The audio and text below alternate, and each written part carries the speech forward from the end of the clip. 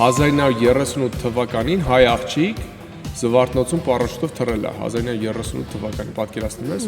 ու այդպես զարգացել է Հայաստանում, այդպես կոմունիստական ժամանակներում ու ոնց որ հանգել է։ Պարաշուտային սպորտը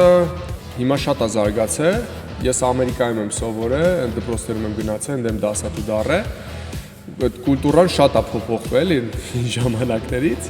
ու երազանքներն էր մեր, որ բերենք այդ կուլտուրան Հայաստան, այդ մենակ պարաշուտը չի գալի, էլի, մենակ այդ թռիչքները չի, այդ կուլտուրան է գալի, այդ ամեն աշխարհի պարաշուտիստը կգա Հայաստան, իր տամպես պետք է զգա։ Մենք այդ պետք է ստեղծենք բոլորի համար։ Այդ է մեր նպատակը։ Հիմա հիմնական պարաշուտի թռիչքները անում են մի ժամ, 2 ժամ հեռու քաղաքից, քանի որ մեր բախտը բերել է մենք վերտալյոտ ունենք, ու ոչ բոլորն կարան վերտալյոտներով թռնեն։ Մեր լոջիկները հատուկ, մեր պիլոտները հատուկ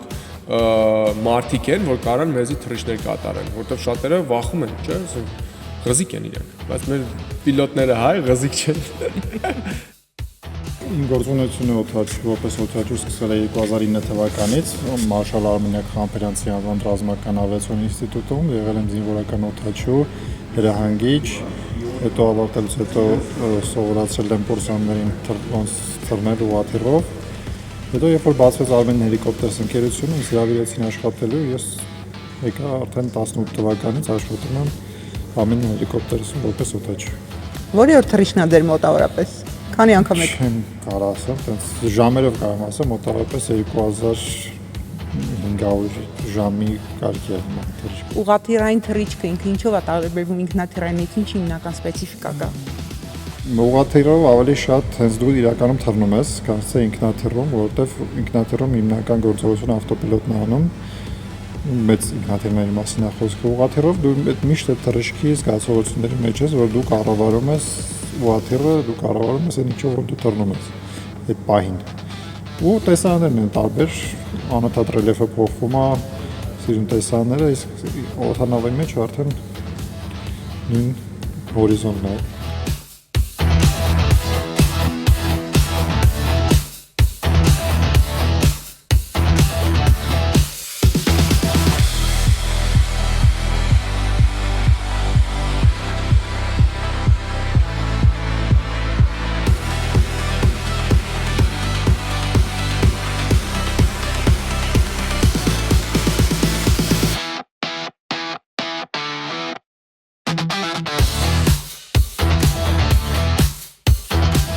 Հիմա նայ ասենք, որ դու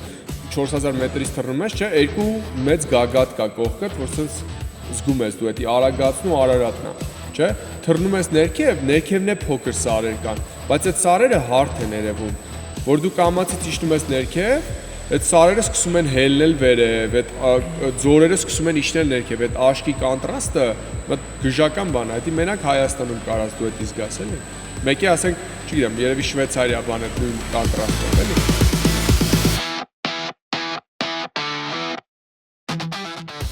Մասնավորապես պարաշուտային թռիչքի հետ կապված ինչ զգացողություններ եք ունենում ամեն անգամ օդից պարաշուտով մարդ։ Շատ վառ զգացողություններ են, որովհետև հիմնականում բոլորը հրաշալի մարդիկ են, լավ էներգետիկայով, հետաքրքիր թռիչքներ են, անսովոր բարձրությունից տեսարաններ են, որտեղ հիմնականում մենք ցածր ենք թռնում, իսկ հիմա բարձրանում է 4 կիլոմետր։ Շատ հետաքրքիր է, ամեն անգամ տարբեր ձև, տարբեր էմոցիաներ, միշտ հետաքրքիր, ուրախ անցնում, շատ հաճելի։ Ինչ հեռանկարներ եք տեսնում Հայաստանում այս ուղղությամբ։ Ուղղաթիռային ծառայությունները ընդհանրապես Հայաստանում անփոխարինելի են, կարծում եմ, որովհետև մեր լեռնային պայմաններում ուղղաթիռի լավ տրանսպորտային միջոց դժվար է գտնելը, իսկ պարաշուտային սպորտի զարգացումը դա կխառնի նաև туриզմի զարգացմանը, որպես էքստրեմալ туриզմ։ Ապեր ո՞նց ենք։ Ցենտր։ Ինչ ենք անում այսօր։ Տժում։ Պատրաստ ես 4000 մետրից թռնես։ Իհարկե։ Ժականա լինելու, հելա կասես։ Հավատում եմ։ Հելա։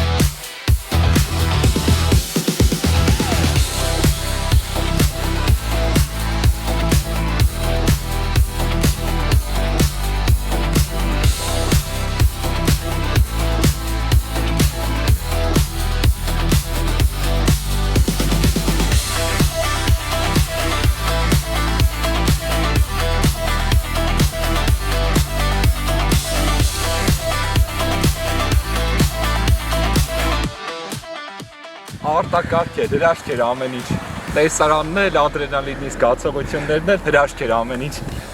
Հիմա դա չի կարա մարդկանց բացատրի, ես ինչ զգացմունք։ Սաղորը շփտալու ասած։ Ադրենալինը, տեսարանները, այդ վիճակը, ասած այդ վերտալյոտից թռնել եմ անհավանդ այդ բարձրությունից դից։ Ու որ մի 5 րոպե չեն կարող խոսել։ Jakob, yes man, so what do you think about your first skydive? It was amazing, fantastic. Հրանց ջան, շնորհավորում եմ քեզ։ Դու 4000 մետրից ես վերտալյոտից թռել ես։ Շնորհակալ եմ քեզանից, որ Հայաստանում ես որոշել դա անել։ Սա քո սերտիֆիկատն է, որ դու թռել ես Հայաստանում 4000 մետրից։ Ունենք քո համար մի հատ լավ նվեր, որ տալիս ենք բոլոր մեր թռնողներին այս հաղթանակի համար։ Շնորհավորում եմ քեզ։ Մերսի, ես էլ եմ շնորհակալ։ Ինչ մտադրություններ կա ու ինչ հեռանկարներ կա Հայաստանում այս սպորտաձևը զարգացնելու ուղղությամբ։ Մեր նպատակը դպրոցը կա արդեն 4 տարի է, Հայաստանը համաշխարհային դպրոց է։ Մենք թույլտվություն ունենք բոլորին լիցենզիա տալ, իրանք այդ լիցենզիա ոնց որ ոսկե լիցենզիա է, ինքը դու կարաս այդպես լյուբոյ տե աշխարհում, այդ պրավան ցույց տաս ու դու կարաս իրանց մոտ թռնես։ Հիմա Հայաստանը պետք է փորձենք դասերը սկսենք, կամաց ենք ամեն ինչ անում էլի։ Առաջին этаպը մարդկանց տանդեմներ է, մենք ցույց ենք տալի ձեզի այս աշխարհը։ Դուք տեսաք ձեր դուր եկավ, ինչքան մարդահոզում մենակով թռնի։ Հիմա արդեն մեծ քանակությամբ աղջիկներ, տղաներ կան, որ ուզում են մենակով թռնեն։ Հիմա մենք այդ մարդկանց ունենք, արդեն հաջորդ этаպն է գնալու, դասընթացները, 8 ժամ դաս են անցնում ու թռնում են երկու ինստրուկտորների հետ։ Կբերենք ավելի շատ ինստրուկտորներ, ավելի շատ պարաշուտներ։ Այս տարի կսկսենք մի քանի դաս ու մյուս տարի ինձ թվում է ավելի շատ դասեր կանենք։ Զինված ուժերում կա ինչ որ ձեր անելիքը, տեսնում եք ձեր առաքելությունը։ Մեր երազանքը կլինի մեր զինվորներին պարապացնենք, բերենք այն մակարդակին, որ իրանց ոչ միայն դուխ լինի, դուխը ամենակարևորն է, այլ իրանց վստահ զգան, որ իրանք կարան ինչ-որ միսիա կատարեն։ Մենք ավելի շատ մտածում ենք իրանց ապահովության մասին։ Ինչով կարանք օգնենք իրանք ապահով թռնեն, էլի։ Մենք ավելի շատ այս կուլտուրան ճիշտ ասած խորացված չի ինչ-որ մեկին վնաս տալու մեջ, մենք ուզում ենք մարդկանց հակառակը օգնենք, բուժենք, թե հոգեկան ինչ-որ խնդրեմ ունեն, թե ինչ-որ մարդկան ինչ-որ մեկին կորցրել է ու իր հոգեկան աշխարհը խանգարված է։ Գալիս են մեր հետ, մենք այդ этаպով իրանց այդ շրջանով անցնում ենք իրար հետ ու օգնում է շատ։ Մի բառով ոնց կնկարագրեք պարաշուտային թռիչքը ինչի է նման։ Ինչ է դա ձեր համար ինչ է դա։ Տուն։ Այդ իմ տունն է, այդ իմ հանգստյան վայրն է, այդ իմ խաղաղությունն է։ Առանց դրա ոնց որ ես գաղութում եմ այդ ինձ։